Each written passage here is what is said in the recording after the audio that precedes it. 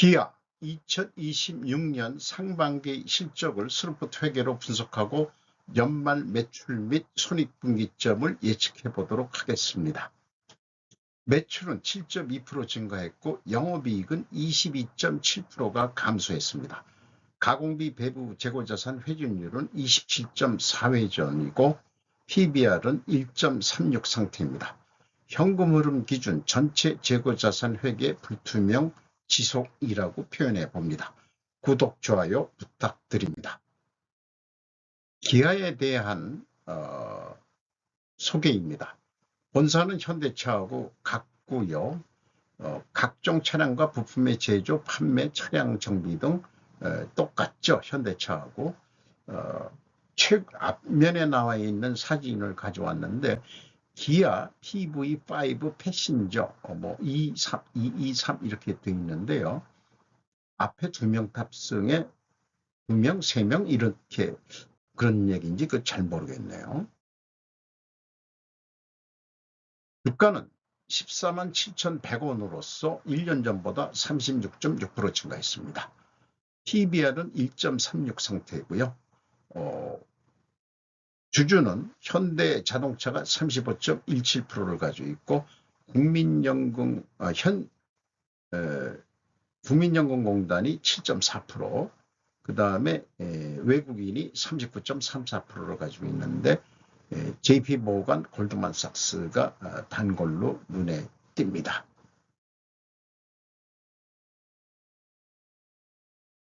스루풋 회계로 분석한 결과입니다. 매출이 35조 3,360억 원, 7.2% 증가했는데 매출에 비례하는 매출 재료비는 24조 9,061억 원으로 13.9% 증가했습니다. 그 갭이 플러스 6.7%이기 때문에 원재료 가격이 상승했다라고 1차 추론을 해볼 수 있고요. 스루풋율은 4.1% 하락했습니다. 운영경비는 2.8% 증가했습니다. 그 결과 TOE 생산성은 1.40으로 0.13포인트가 하락했습니다. 스루풋 영업이익은 2조 9,806억 원으로 22.7%가 감소했고 원가회계 영업이익보다 254억 원이 적은 수치입니다. 이것은 가공비 배부 재고자산이 증가했기 때문입니다. 재고 회전율도 27.4회전으로 전년보다 2.3회전 하락했습니다. 원가회계 손익은 참고해 주시고요. 기타에서 종속기업에 대한 이익이 꽤 많이 났네요. 1조 7,422억 원이 나와서 영업이익은 4조 8,715억 원이 되겠습니다. 재고자산 명세입니다.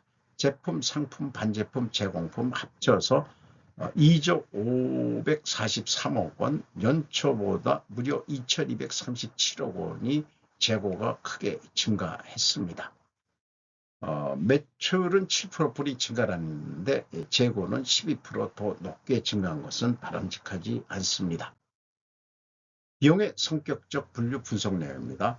제품과 제공품의 감소로 해서 2,211억 원이 감소했습니다.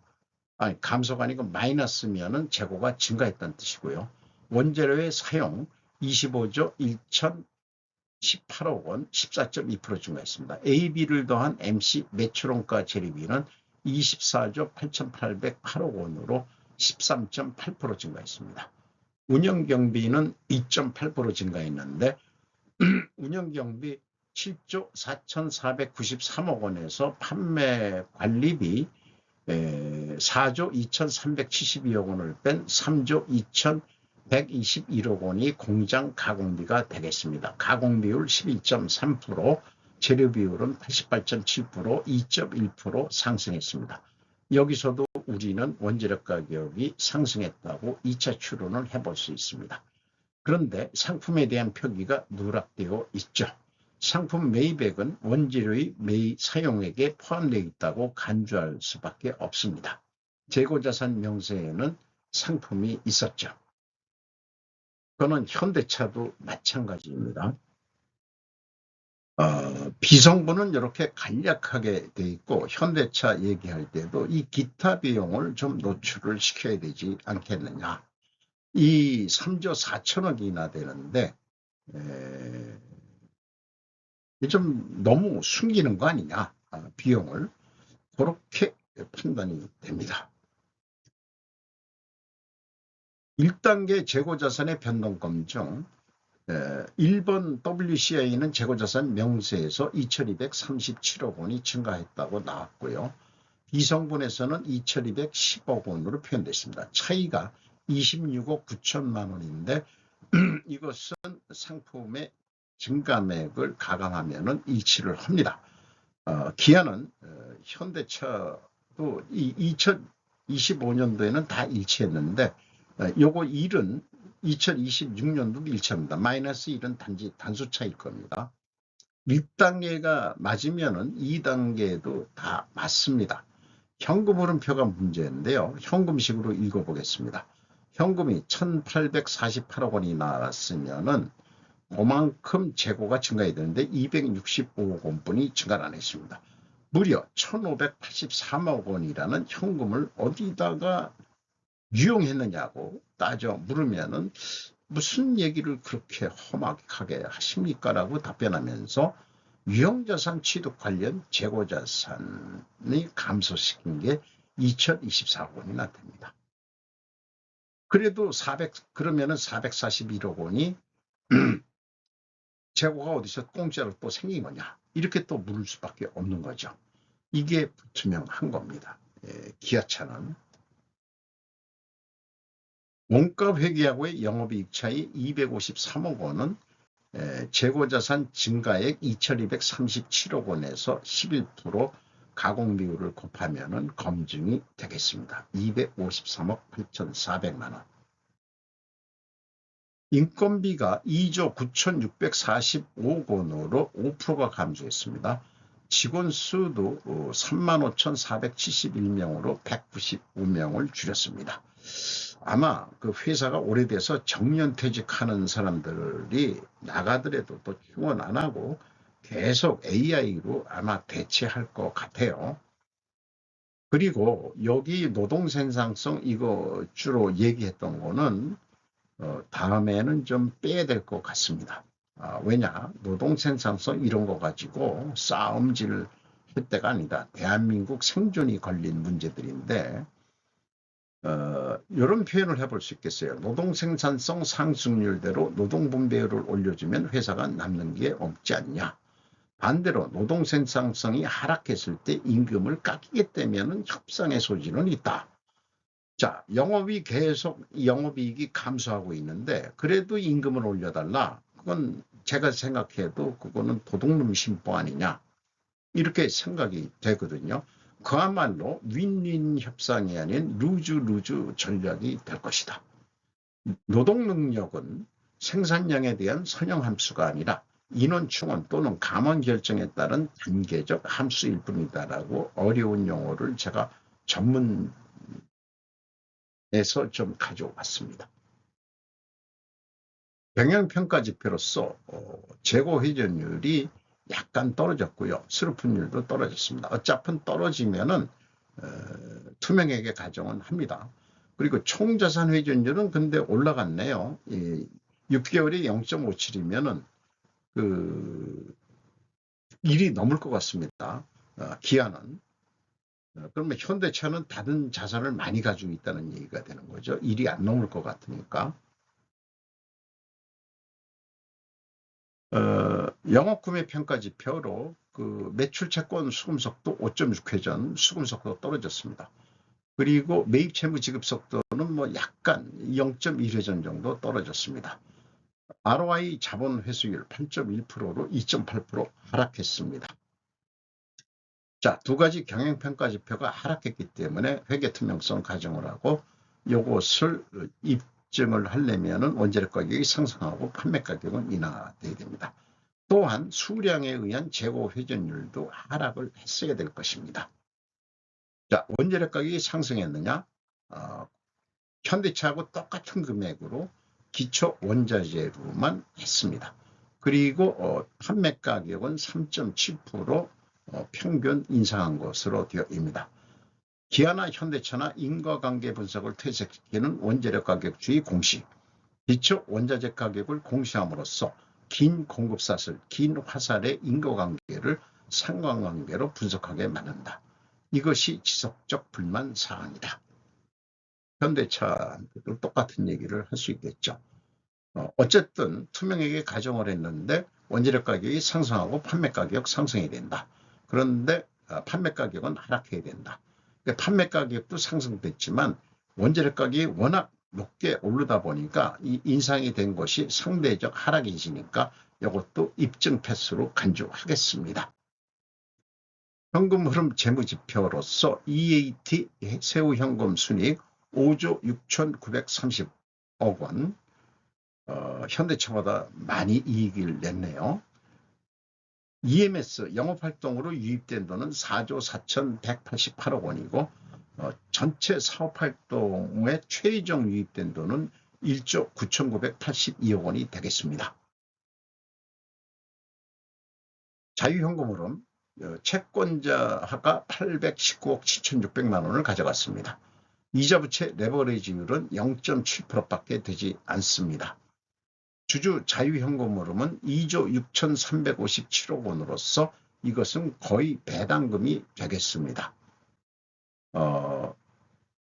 납입자본 성장률 10.6으로 올라갔고요. 이익잉여금률도 964%로 올라갔습니다. 40% 정도. 그리고 캐펙스 자본복 투자가 8,568억 원을 투자를 했습니다. 자산계정 재무상태표입니다. 그리고 부채 및 자본계정 재무상태표가 되겠습니다. 상반기 실적을 토대로 연간 매출액을 예측해 보도록 하겠습니다. 상반기 실적의 운영경비에서 1 더하기 100% 2배 해가지고 스루펀율로 나누면 70조 6,721억 원을 할 것 같습니다. 매출 재료비도 동일한 방법으로 매출 재료비율로 나누면 동일한 매출액을 예측해낼 수 있습니다.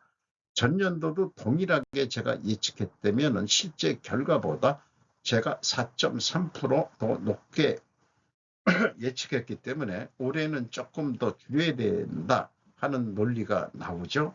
실행계획을 세울 때. 그래서 실행계획을 세울 때 추가 참조해야 될 것은 손익분기점이 작년에는 7.8월에 도달했는데 올해는 8.6월로 약 0.8개월 늦게 도달됩니다. 개선할 방향을 실행계획에 어떻게 세울 것이냐. 그래서 95.7%만 업하는 거로 했습니다. 69조 1678억 원 하는 거로. 그래서 회사한테 약속은 69조 1500억 원 하겠어. 요게 매출 달성 시기도 11.7개월로 거의 12개월 다 돼가지고 될 것 같다. 이런 얘기가 되겠습니다. 그리고 재고 회전율이 떨어졌는데 28.5였잖아. 4.2% 조금만 더 노력을 하자. 그럼 매출액이 72조 579억 원을 했으면 운영경비가 좀 증가하더라도 영업이익은 6조 2250억 원으로 크게 증가할 것입니다. 재고 회전율 조금 올렸는데 이렇게 되냐. 손익분기점을 넘으면은 이익이 팍 난다. 이런 말씀을 드릴 수 있는 거죠. 원가 회계는 재고가 10% 감소했을 때하고 증가했을 때고 각각의 매출 원가를 산출하고요. 재고가 증가했을 때는 매출 원가가 내려가는 게 이게 마약 같은 거죠. 이게 문제죠. 그래서 재고가 감소할 때는 좀 비싸게 팔아야 되고 재고가 증가했을 때는 좀 싸게 팔아도 동일한 목표액은 영업이익은 낼 수 있다는 거죠. 그러니까 허구한 재고 증가를 자꾸 하려고 하는 원가 회계의 고질적인 마녀 같은 마녀한테 잡아먹히는 우리는 지금 마녀한테 잡아먹히는 세상에 살고 있는 것이다. 이렇게 좀 비판적으로 얘기할 수 있겠습니다. 그러나 영업은 나는 그건 모르겠고 요거를 협력업체 납품단가라고 비유를 해보면은 대부분 건실하게 내긴 할 거예요. 약간씩 부풀려가지고 6,965만 원, 6,960만 원인데 5만 원 정도, 6,915만 원. 그러면 한 40만 원 정도 깎는 거로 스루프 기준으로 깎아주세요. 그러면은 그때 매출원가율이 80.4%, 그러면은 영업이익이 522만 7,900원 남는다. 그러니까 스루프만큼 72조 579억 원을 했을 때 동일한 매출원가율이라면은 5조 7,547억 원이 남는다. 5,268억 원이 영업이익이 증가한다. 스루프보다는 아마 적게 증가할 겁니다. 그것을 비교한 게 스루프는 6,915만 원에 팔면은 550만 원 남는데 재고 감소할 때는 520만 원뿐이 안 되고 재고 증가할 때는 560만 원으로 스루프보다 더 이익이 납니다. 그런데 추가 생산을 안 하고 재고만 추가로 밀어내자. 하도 그 노조 파업을 하니까 이제 생산 중단해. 있는 재고만 가지고 팔어. 그랬을 때 스루프는 620만 원 남는데 원가 회계는 570만 원뿐이 남지 않는다. 그 차이가 447만 원 차이가 납니다. 매출원가율을 여기서 그래서 내려서 이익을 더 낸다고 한다면 재고 생산을 하여 재고를 늘려 매출원가를 낮출 것이냐, 또는 운영 경비를 극단적으로 줄일 것이냐, 사람을 해고해가지고 그것이 원가회계의 고질적인 문제인 것이다. 그리고 기아 노조의 생산 중단 파업은 영업 하락 국면에 오히려 득이 될 수 있다. 현대차 할 때 좀 시간을 들여서 좀 설명을 했습니다만은 생산 감소할 때는 가공비가 고정비도 있지만 변동비도 상당히 있기 때문에 가공비도 줄어든다고 저는 보는 건데 실질적으로 그게 부풀려졌는지 모르지만 이익이 그걸 감안하더라도 생산 감소하면 영업이익이 증가한다는 것을 보여드리기 위한 표로서 만들어 본 겁니다. 향후 좀 문제가 된다면은 생산 감소하더라도 가공비는 그대로 그냥 가져오는 거로 한번 비교를 해보도록 하죠. 그래도 결과는 마찬가지일 겁니다. 자, 현대차나 기아나 과잉 생산 덤핑하지 말자. 제닛 옐런 언니의 말씀을 들으시기 바라고요. 노동가치설이 들어간 공산주의 원가회계를 벗어나서 스루프 회계로 전환하시기 바랍니다. 두 갈래길에서 우리는 제가 스루프 웨이를 코리아 웨이로 의역해서 하고 있습니다. 왜냐? 그 원가회계는 고려 회계가 복식부기의 원조이기 때문에 고려 개성상인들이 거기도 수공업 제품도 많이 로마 가서 팔고 막 그렇게 나왔다고 그러는데 베네치아가 무슨 복식회계 원조랬는데 조사해 보니까 아니다. 그거 베네치아도 어디서 배웠냐? 고려 상인한테 복식회계를 배웠다. 그래서 스루프 회계는 코리아 회계다. 제 출작입니다. 오늘도 좋은 하루 되시기 바랍니다. 부다이 짧게 설명하려고 노력을 했습니다.